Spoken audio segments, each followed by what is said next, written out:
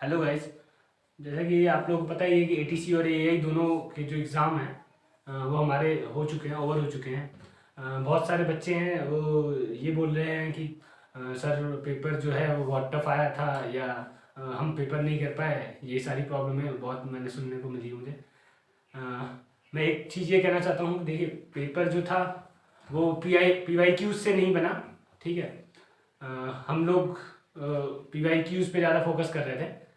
देखिए, लेकिन अगर हम मैं अगर एक सिंपल सी बात कहूँ, अगर आप कोई भी प्रिपरेशन करना सबसे पहले स्टार्ट करता है तो सबसे पहले बेसिक से स्टार्ट करता है। और मैंने भी स्टार्टिंग की जो अपनी वीडियोज़ हैं उसमें सबसे पहले यही बोला था कि जो फिजिक्स की जो हमारी बेसिक बुक्स हैं 11th 12th क्लास की, मैंने कोई भी एक्स्ट्रा बुक पढ़ने के लिए बोला नहीं। मैंने बोला कि बस 12th की बुक्स, जो 11th की बुक्स हैं, नूतन है या आर डी शर्मा है हमारी 11th 12th की, मैंने सिर्फ उतना पढ़ने के लिए बोला था स्टार्टिंग में। ठीक है। और आप ऐसा नहीं है, इसका मतलब ये है कि आप इंजीनियरिंग मैथमेटिक्स पढ़ना ही छोड़ दो। आपको इंजीनियरिंग मैथमेटिक्स भी पढ़नी है क्योंकि उसके भी क्वेश्चन बन ही सकते हैं। थे मतलब वो बने हो, दो चार क्वेश्चन बने हो, कम बने हो, वो नहीं कह सकते, लेकिन उसके क्वेश्चन भी बनने ही थे। क्यों बन सकते हैं, क्यों नहीं बन सकते हैं? आपको वो भी पढ़ के आना ही पड़ेगा, आप कुछ भी छोड़ के नहीं आ सकते हो। ठीक है। अगर आप एग्जाम की प्रिपरेशन कर रहे हो, how you can leave anything. ठीक है। तो अगर पेपर इजी आया है, फिजिक्स के जो बेसिक टॉपिक्स अगर आपसे पूछ लिए गए हैं, 11th 12th के टॉपिक्स पूछ लिए गए हैं, तो इसमें एआई की क्या गलती है? कोई गलती नहीं है। अगर कोई प्रिपेयर नहीं कर रहा है सही से तो उसकी गलती है ना पूरी की पूरी। इसमें किसी और की गलती नहीं है। ठीक है। और लीकेज के बारे में बोल रहे हैं सब लोग। मुझे नहीं लगता कि पेपर के कोई लीकेज हुआ है, या पॉसिबिलिटी भी है। 99% पूरा फेयर है एग्ज़ाम। किसी को भी कोई पेपर के बारे में पहले से कुछ अंदाज़ा नहीं था, कुछ भी पता नहीं था। जो भी ये जो न्यूज़ फैली हुई है वो फेक न्यूज़ है, और कुछ लोग बच्चों को बिना बात के गुमराह कर रहे हैं। These all are fake. ठीक है। ये एकदम सच्चाई है, इसमें कोई भी डाउट नहीं है। अगर आप और एक और बता रहा हूँ मैं आपको बात कि एआई के जो ऑफिशियल्स हैं ना, जो बड़े बड़े एजीएम डीजीएम एयरपोर्ट डायरेक्टर्स जो बड़े बड़े पोस्ट पे हैं, वो अपने फैमिली मेंबर्स को भी डायरेक्टली रिक्रूट नहीं करवा सकते इन पोस्ट के लिए, एटीसी या एओ के पोस्ट के लिए। ठीक है। उन सभी को फाइट करना पड़ेगा एग्जाम में, और फाइट करेंगे तभी वो एग्जाम में सक्सीड करके वो वहाँ पहुँच सकते हैं। नो, कोई भी ऐसे डायरेक्टली नहीं आ सकता। इतना आसान नहीं है कि हाँ हमारी बहुत जुगाड़ है, 50 लाख रुपए दे दिया हो गया। कोई पॉसिबिलिटी नहीं है। तो ऐसा मत सोचो कि कोई भी इसमें घपलेबाजी हुई हो, कोई नहीं। मैं बता रहा हूँ कोई चांस ही नहीं है। ठीक है। ये है कि कुछ स्टूडेंट्स हैं जो एआई पिछले दिनों से अप्रेंटिस के रूप में करवाने लगी है। तो वो स्टूडेंट्स अगर वो पिछले सालों से अगर पढ़ाई कर रहे हैं अच्छे से, और उन्होंने अच्छे से एआई को एक साल में जाना होगा, पिछले 1-2 साल से अप्रेंटिसशिप करवाई जा रही है, उन बच्चों के चांसेस बनते हैं पूरे के पूरे सिलेक्शन में। अगर उन्होंने सच में पढ़ाई कर रखी होगी पहले से और उन्होंने एआई को अच्छे से समझा होगा तो वो आराम से एग्ज़ाम निकाल देंगे। ये मैं कह सकता हूँ। लेकिन बाकी कोई उसमें वो नहीं है। लेकिन उन्होंने 1 साल 2 साल मेहनत करी है, उसी एआई ऑर्गेनाइजेशन को दे दिया है अपना सब कुछ छोड़ के। तो वो सीखे ही होंगे ज़रूर। 1 साल 2 साल जब अगर काम किया है किसी ने तो ज़रूर सीखे होंगे। तो वो उनके चांसेस बनते हैं पूरे के पूरे। बाकी इस एग्ज़ाम में कोई भी अनफेयर चीज़ नहीं हुई है। It's 100% totally sure. ठीक है। तो जो लोग भी इस चीज़ को सोच रहे हैं तो एकदम गलत सोच रहे हैं, तो इसको दिमाग से निकाल दो। जिसका सिलेक्शन हो रहा है बहुत अच्छा, जिसका सिलेक्शन नहीं हो रहा वो कैपेबल नहीं थे, वो उस पोस्ट के लायक भी नहीं थे, इसीलिए उनका सिलेक्शन नहीं हो रहा। ये मानने वाली बात है और इसको मानना आज जितनी जल्दी से जल्दी मान लोगे उतना अच्छा है। यही सच्चाई है ये। क्योंकि अगर अगर किसी के अंदर भी, मैं बता रहा हूँ जो भी मेरी वीडियो देख रहा है, किसी के अंदर भी दम हो, वो बोल दे कि मैं कैपेबल हूँ उस पोस्ट के लिए, मुझे मिल जानी चाहिए। मैं डायरेक्टली मेरे से बात करो ना यार, मैं अपना नंबर मेरे टेलीग्राम ग्रुप से नंबर ले लो मुझसे। ठीक है। और डायरेक्टली बात करो कि you are capable of that post. ठीक है। अगर आप कैपेबल हो तो आप पक्का उस पोस्ट को पालोगे, कोई बड़ी बात नहीं है। ठीक है। लेकिन कोई भी जिसका सिलेक्शन नहीं हुआ वो सच में उस पोस्ट के लायक नहीं, हकदार नहीं है।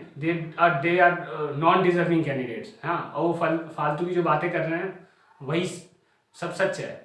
डिजर्विंग जो होगा वो पक्का पोस्ट को पाएगा, उसमें कोई डाउट ही नहीं है। सब हार्डवर्क और पेशेंस का रोल है। अभी अभी देखिए कि अभी बहुत सारे नोटिफिकेशन और आए हैं पीएसयूज के, एचएएल के आ गए हैं, या और बहुत सारे पीएसयूज के जो पोस्ट के रिक्रूटमेंट आए हैं। अभी देखिए कोचिंग वाले क्या करेंगे, लॉन्च कर देंगे कोर्स, और तुम लोग जाओगे खरीद लोगे कोर्स, और 1 महीने में सोचोगे कि वो खत्म करके सिलेक्शन पा लोगे।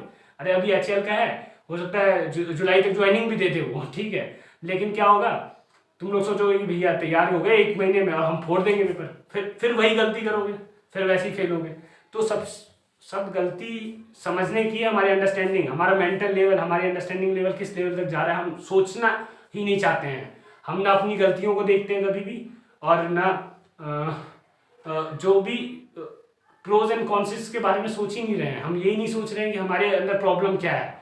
अगर मैं कुछ भी आप लोगों से कह रहा हूँ कि कॉन्फिडेंटली जब मैं किसी चीज़ को बोलता हूँ कि हाँ ये हो सकता है, क्यों मैं कॉन्फिडेंटली बोलता हूँ, क्योंकि मैंने पिछले 4-5 साल जो ना इतना स्ट्रगल किया, इतनी मेहनत करी है ना, उस वजह से बोलता हूँ। और मेरे अंदर जो कॉन्फिडेंस लेवल है, जो मैं आज इस तरीके से बोल रहा हूँ, वो आज का नहीं है। 9th क्लास से मैं हार्डवर्क कर रहा हूँ आज तक।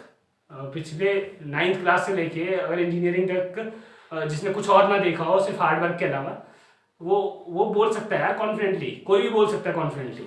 अगर आप मेहनत करोगे तो आप कुछ भी बोल सकते हो, क्योंकि सच्चाई है ना बातों में, झूठ है ही नहीं कुछ। तो सच और झूठ को पहले पहचानने की कोशिश करो। अपने ऊपर काम करना सबसे ज़्यादा ज़रूरी है। किसी के ऊपर भी किसी के बहकावे में आने से बढ़िया है कि आप अपने ऊपर काम करो, ठीक है। मैं नहीं कह रहा हूँ किसी को फॉलो करो, अपने ऊपर काम करो। Self workout is the most important part. अपने आप को बनाने की कोशिश करो। जिस दिन अपने आप को बना लोगे उस दिन सक्सेस मिल जाएगी, ठीक है। खुद को बिल्डअप करना सबसे ज़्यादा ज़रूरी है। कोई नहीं आएगा तुम्हारे लिए खड़े होने के लिए, ठीक है। ना कोचिंग वाले कोई आएगा, ना कोई तुम्हारे पेरेंट्स आएंगे, ना कोई। तुमको खुद ही अपने आप को बिल्डअप करना पड़ेगा, तभी आप एग्जाम निकाल पाओगे या कुछ भी कर पाओगे। लाइफ में सक्सेस तभी मिलेगी जब खुद को बनाना पड़ता है। You have to create yourself, ठीक है। बिना क्रिएट किए हुए कैसे आप मतलब कुछ भी कर सकते हो। तो जो भी है ना, सक्सेस इतनी आसानी से नहीं मिलती है। अगर 200 पोस्ट है, मैंने पहले कहा था 200 पोस्ट में सब थोड़े आ जाएंगे, लेकिन एग्ज़ाम पूरा फेयर है, इसमें कोई भी डाउट नहीं है। जो भी डाउट रख रहा है, जो भी आपको वो वीडियोस ऑनलाइन जो मिल रही हैं, वो सब आप लोगों को बेवकूफ़ बना रहे हैं। वो मनी मेकिंग के लिए बस बैठे हुए हैं वैसे लोग। वो खुद जानते हैं, अगर जो लिटरली किसी ने भी वर्क किया है AI में या उससे रिलेटेड भी है कोई भी जो उसके बारे में जानता है, तो वो कोई भी ये नहीं कह सकता कि एग्ज़ाम की लीकेज। मैं डेफिनेटली 100% श्योर हूँ इस चीज़ के ऊपर, कोई डाउट ही नहीं है, ठीक है। और जिसने पढ़ाई की होगी, जिसने अच्छे से पेपर हॉल में जब बैठ के जब 2 घंटे में पेपर लिखना होता है ना, पेपर जब करना होता है, तो उस टाइम पे वही कर पाता है जिसको आता है सब कुछ, और कोई नहीं कर सकता, ठीक है। अगर मैं पेपर कि कोई बहुत इंटेलिजेंट इंसान को बिठा दूं जो बाहर से सॉल्व भी कर रहा हो ना, वो भी इतनी आसानी से नहीं कर पाएगा, क्योंकि वो 2 घंटे में आपको पेपर सॉल्व करना ही पड़ेगा। और वो 100 क्वेश्चन अगर आप सही कर रहे हो तभी आपका सिलेक्शन होने के चांसेस हैं, ठीक है। ये कोई भी बता सकता है, इसमें कोई डाउट ही नहीं है।